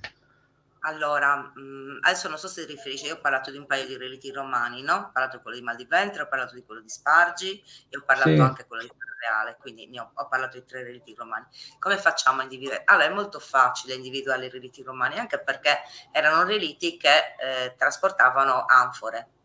E siccome queste tipologie di anfore erano standardizzate e sappiamo benissimo quali erano i luoghi dove venivano prodotte, no? Per esempio la Betica, che è una regione dell'Andalusia, per esempio sappiamo che venivano prodotte ad Adrumentum in Tunisia, sappiamo benissimo che le prime produzioni erano italiche nell'area campana, delle anfore greco-italiche.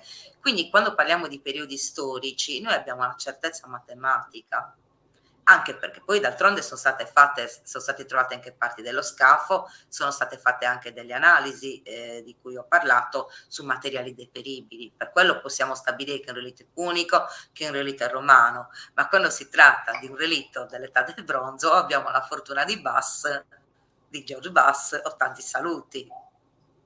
allora, adesso qua mi riallaccio con un'altra domanda sempre di Anna, ma credo che questa domanda ce l'abbiano in tanti, quindi è vero che l'ha scritta lei, lo so che sono in tanti che ci stanno seguendo, però a scrivere scrivono sempre in pochi, quindi lei ha fatto una domanda che so che la farebbero tutti.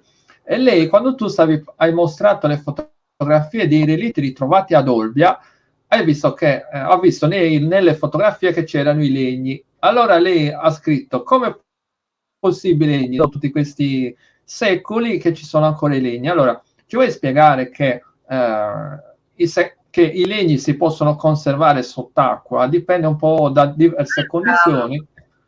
Quello di Olbia non è stato un vero e proprio scavo subacqueo, attenzione, è stato uno scavo tra terra e acqua e quindi probabilmente il terreno fangoso o limoso ha permesso la conservazione di questi legni,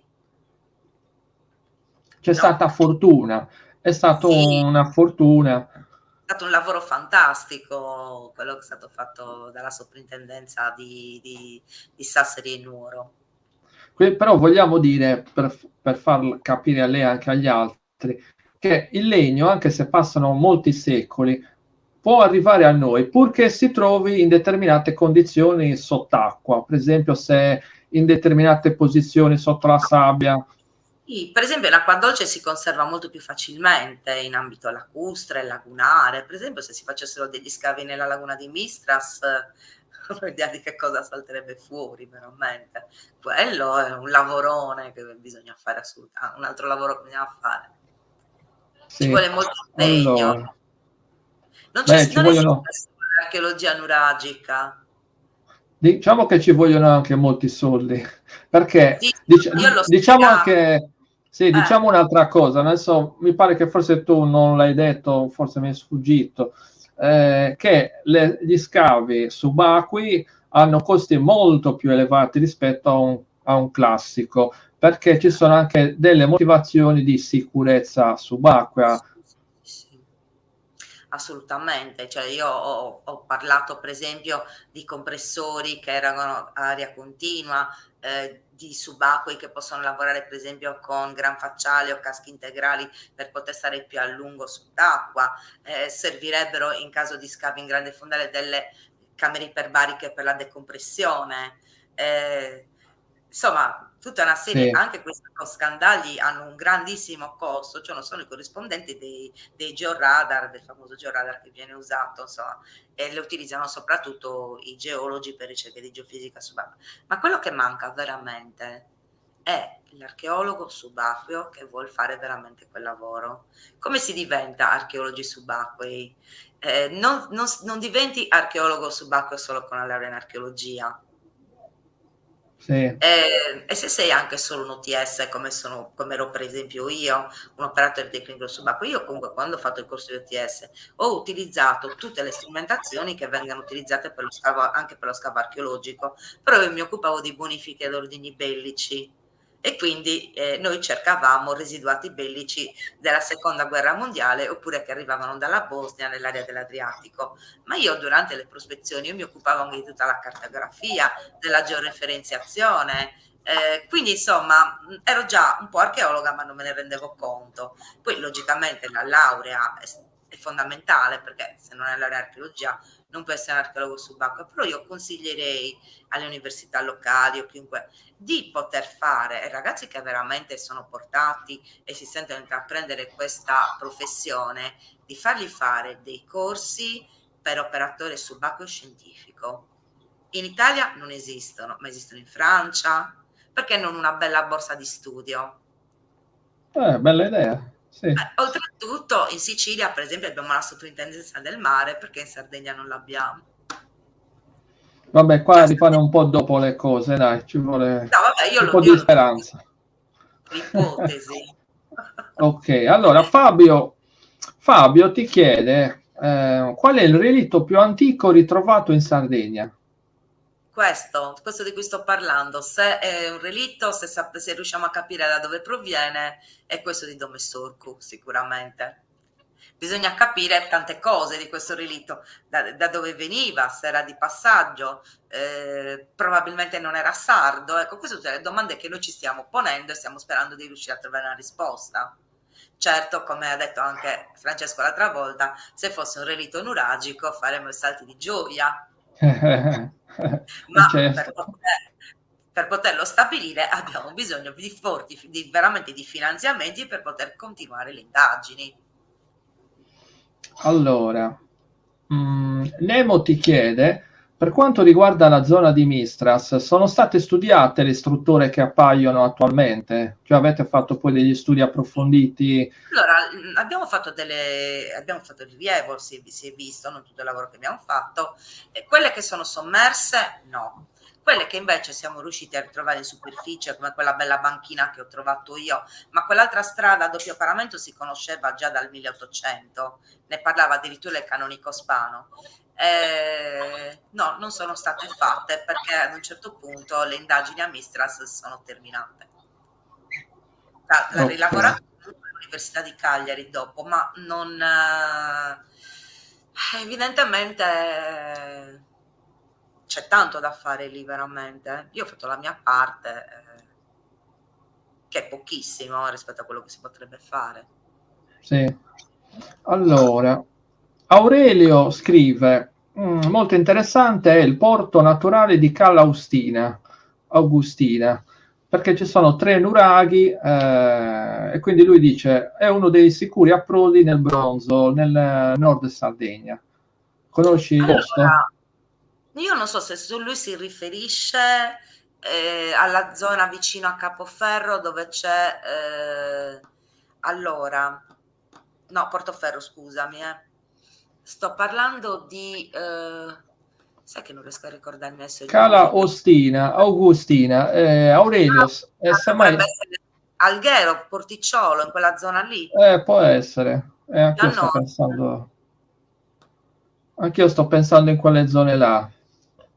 Allora, io ho fatto anche una pubblicazione sui siti costieri di età nuragica del SINIS e ho studiato tutti i nuraghi costieri, ci sono e come nuraghi costieri legati alla pesca, ce ne sono tanti e sono fantastici. Se io parlo per esempio di questo che poi trovate le mie pubblicazioni, nei pressi di un nuraghe costiero che fammi ricordare il nome perché ci sono 73 nuraghi a Cabras di cui non è stato indagato nemmeno uno, cioè bellissimo quello di Punta Maimone, un Sono gioiellino felice. con tanto di pozzo, è fantastico, addirittura ci sono due conci con due protomidariette. Wow. No, io tutte queste cose le ho pubblicate. Sto parlando del nuraghe Corrigas, sì, Corrigas, che si trova vicino a Esaruttas. In questo caso, oltre a nuraghe, villaggio, nuraghe in arenaria, nuraghe, villaggio, deposito votivo, c'è anche una tomba uguale a quella di Montebrano, tomba Pozzetto. Andando un po' più avanti, appena oltre Isaruttas, già Vincenzo Santoni tanti anni fa ha individuato delle tombe a Pozzetto simili a quelle di Montebrama, e ce ne sono, io le ho pubblicate, e ce ne sono circa una ventina che arrivano fino alla spiaggia. Allora, Anche Anna, sì, quegli approdi di cui ho parlato che portano all'isola di Mal di Ventre, sì. attenzione, quello di Portosuedda è in linea d'aria con Montebrama. Eh. Eh. C'è da studiare, c'è molto da approfondire, soprattutto vedo sull'archeologia subacquea perché c'è pochissimo materiale, insomma, secondo me c'è tantissimo là sotto che può dare anche delle risposte, magari, chissà, magari c'è anche qualcosa di nuragico, chi lo Ma sa. certo, ma anche le cave per l'estrazione dell'arenaria, noi Eh veramente sì, esatto. Sì. sì, siamo molto Infatti, interessati. infatti Anna scrive, grazie, molto interessante, quindi fai complimenti. Spero nel ritrovamento di una bella nave nuragica con tanto di corna. Le navi c'erano probabilmente degli ex voto, il mare buono o cattivo. Quindi anche lei si augura che, insomma, scavando ne esca fuori qualche bella nave. Al momento la situazione è quella che è. Noi stiamo veramente insistendo tantissimo. Assicuriamo su un fatto che se viene ritrovata, sicuramente non la nascondete, quello è poco ma sicuro. Quindi, No, no, no, guarda, no, se c'è assolutamente. qualche fantarcheologo qua che ci sta ascoltando per sbaglio, sicuramente, Io non capisco perché abbiano questa sappiate che la pubblicano, ve la mostrano, non la idea. nascondono. Immediatamente, perché mai dovremmo, no? Solo che per quanto riguarda questo reddito di Domessor Cook, si può parlare solo per ipotesi, perché finché Sì, non certo. abbiamo la certezza, troviamo del materiale deperibile, continuiamo a fare le analisi, recuperiamo anche nuovo materiale con le indagini subacquee. Noi non abbiamo la certezza in quale contesto dei traffici mediterranei le inquadriamo. Andava in Ma Spagna, questo è il tornava verso metodo, ma questo è il metodo scientifico. Qualcuno si chiede che differenza c'è tra metodo scientifico e uno che non è specializzato. È proprio questo, che voi non parlate fino a quando non ci sono le prove. Fino a quel momento non si può parlare e ci si cuce la bocca.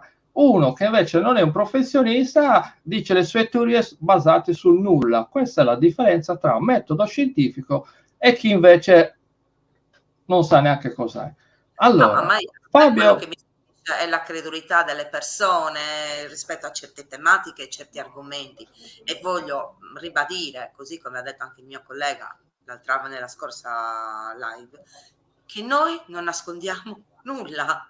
Noi pubblichiamo, ma almeno loro si impegnassero ad andare a guardare le nostre pubblicazioni che sono online, invece che parlare ma per... guarda, ti posso dire una cosa, c'è gente che non guarda né le live, ma neanche gli articoli. Guarda, io tutto quello Ma che ho guarda, detto è può scrivere anche Vittorio Sgarbo su Botticelli, ti posso garantire che sotto ci saranno commenti, chi è? Te lo dico. infatti, cioè son tutti editi, cioè io i lavori di cui ho parlato, quelli miei, son tutti editi, son tutti Sono online. pubblicati, certo. Allora, Fabio chiede, non ho capito la profondità di Mistras. Allora, purtroppo a Mistras si lavora al massimo a 1,5 metri di profondità, siamo in una laguna, che prima era una baia aperta, dove venivano, naturalmente la situazione era completamente diversa, no? Dove venivano ormeggiate le navi. Sicuramente c'erano quelle dalle fotografie aeree, dalla carta che poi abbiamo realizzato io e Angela, risultano delle strutture che probabilmente erano dei magazzini, era un porto veramente attrezzato di ogni cosa. Adesso logicamente ci sono stati apporti, io ho parlato di un periodo particolare che stanno studiando diversi studiosi in varie parti comunque del mondo, soprattutto nell'ambito mediterraneo, che ha visto l'occlusione di tutti i porti, non di tutti naturalmente, alcuni porti trasformati in lagune, a porti che venivano anche per esempio dall'esondazione del Tirso, del fiume Tirso. Quindi ci siamo ritrovati, ecco, da una baia aperta siamo ritrovati in una laguna. Questa è materia più per geomorfologi, comunque spero che comunque è quello che io avevo ipotizzato è stato comunque acclarato anche dai geomorfologi. Ho fatto Allora, dei poi ci sono dei complimenti. Tommasina dice grazie, molto interessanti queste dirette, ti ringrazio tantissimo Tommasina. Poi forse c'è questa persona, forse deve essere tuo amico, vi conoscete o colleghe, oh, no, collega, perché no, è maschio. Giovanni Romano. Oh Dice sì, ciao Anna. guarda, Giovanni è stata una persona che ha lavorato tantissimo, ha fatto tantissimi recuperi al Eh, porto di Soglioso, quindi vedi. tanto, sì, sì, dobbiamo Infatti continuare. lui scrive, Anna, parla di Supallose. E ne ho parlato, perché Ah, sì. benissimo. No, no, Allora, bravo subacqueo Giovanni. mentre Virgilio, lui è un po' più tecnico, Lo so, dice i magnetometri si usano nelle prospezioni a largo raggio. vero. Ma anche si utilizzano i magnetometri, attenzione. Allora, adesso non so se sta parlando di magnetometri applicati ad indagini subacquee o a indagini terrestri, perché io ho parlato di utilizzo del magnetometro sulla spiaggia, ok? Mentre Sì, invece il magnetometro in genere, per quanto riguarda le prospezioni subacquee, va utilizzato insieme a un sonar a scansione laterale, a un sub-bottom profiler, ma qui Virgilio entriamo troppo nel tecnico, eh? sì. Allora, Facciamo una chiacchierata sì, tra noi. Ciao sì, no, Virgilio. lui segue molto Sardinia Turisca, commenta anche tutti i post, sì, lo ringrazio, anzi ti ringrazio. Sempre lui aggiunge, forse come io ho detto dei legni che in realtà si possono conservare sott'acqua, lui infatti sotto aggiunge i legni si conservano se si creano delle condizioni anaerobiche favorevoli. Fango e sabbia unite ad alche in decomposizione creano delle condizioni migliori, esatto. Sì, Hai dato la risposta più tecnica. No, sì. perché io prima l'ho detto proprio perché c'è tantissima gente che pensa che il legno non lo troverai mai più, invece non è così, se le No, condizioni io sono infatti, favorevoli si può ho parlato di ritrovare. una differenza, no? Quindi il peso dei lingotti di piombo, no? Sì, Più lo strato sabbioso ha permesso la conservazione di parte dello scafo. Quindi, insomma, è difficilissimo, sia chiaro, però può succedere.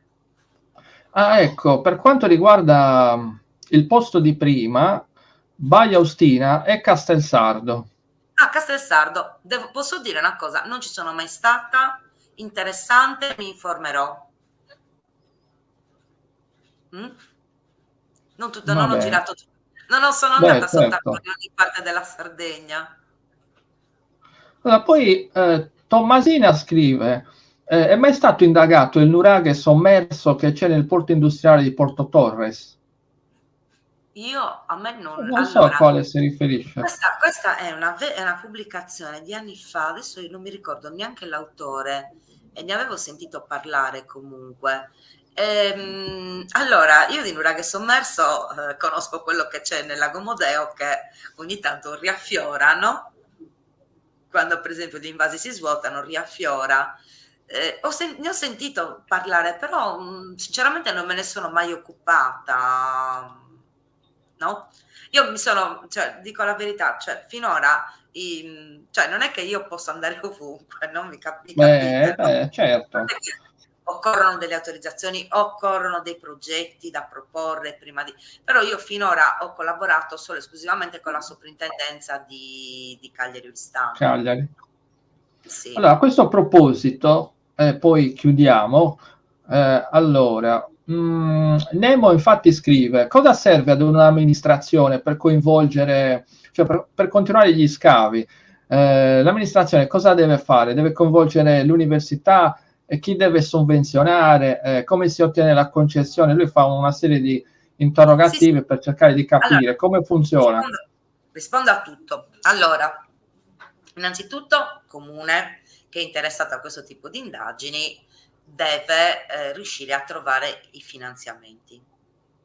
Questo sia chiaro, perché noi singoli archeologi liberi professionisti non li troviamo, cioè, ma magari sì, può anche capitare che un privato parli con lei e dice guarda sono estremamente interessato al recupero del relitto, oppure perché si prosegua con gli scavi a Mistras o piuttosto a Suvalloso, eccetera. Tutto passa dalle autorizzazioni del Ministero. È il Ministero che decide se è una zona di interesse, è il Ministero che decide se si devono continuare le indagini, è il Ministero che decide se si devono fare dei recuperi, e poi serve un progetto fatto da professionisti. Sì, Spero di allora, aver... sì, no, spiega, beh, certo, non entriamo nei dettagli, questi non servono. Allora, concludiamo con una considerazione di Giovanni, questo si ricollega a quello che hai detto tu, quindi conferma, nei relitti più importanti sia il carico che i sedimenti hanno contribuito a salvare parte della struttura dei relitti. Proprio come hai detto tu, magari veniva schiacciato dal peso, non so, di un oxide, non so, di qualcosa di pesante, e quindi ha salvaguardato. Poi allora, concludiamo con Virgilio, che forse si collega a quello che dicevate adesso. Purtroppo l'articolo 98 della legge 42/2004 dà al solo MIC la tutela e le ricerche. Il MIC può dare concessioni. Ho detto questo, Sì, confermo. sì. È quello Allora, che ho spiegato. sì. Infatti io ho Allora, sempre solo lavorato col MIC, quindi non... esatto, infatti Spero di hai farlo detto. ancora, finché il mio fisico regge, finché insomma riesco ancora ad andare sott'acqua. Al momento Beh, me la diciamo cavo. che a differenza dell'archeologia tradizionale, andare sott'acqua c'è anche una preparazione fisica, insomma è molto più complicato. Infatti prima non ricordo che l'ha scritto, forse è Virgilio, che bisogna prendere gli studenti e non farli solo studiare, ma fargli fare la pratica, perché poi Assolutamente effettivamente sì. la Sì. pratica è essenziale. Certo, io sono in acqua, cosa dire, quasi sempre, cioè io mi alleno continuamente, faccio immersioni continuamente, cioè quindi anche non dedicandomi all'archeologia, no? Però io in acqua continuo ad andarci, ci andrò sempre, è la mia passione. È tutto iniziato da una passione per l'acqua. Sì, sì, era mio padre, veramente, perché era un subacqueo, io mi ricordo, ho delle foto a 3 anni, avevo già la maschera e le pinne. Pensa un po'. La prima muta Complimenti. la prima muta l'ho avuta a 5 anni, per dire, cioè, quindi io andavo con lui vedeva che io avevo questa acquaticità Sì. particolare, quindi sono andata avanti. Va bene. Allora, no, io, guarda, non lo farei mai. Ho paura quando scendo sotto i 2 metri, per me è impossibile. Già, siamo già in oceano profondo, quindi. Allora, io ti ringrazio tantissimo. Grazie a te, Chiudiamo qua, ci sono ancora tante persone collegate, però siamo già alle 22:42, quindi non andiamo oltre. Ti faccio riposare. Grazie, è stato davvero un bel viaggio. sono contenta di essere riuscita a rientrare nei tempi perché Sì, veramente era sì, sì. una mole di lavoro incredibile, però ce l'abbiamo fatta, adesso sono contenta. Va bene, allora Giovanni Romano mi dice: non sai che ti perdi, lo so. Mi accontenterò di guardare le vostre fotografie, i vostri video e le commentiamo.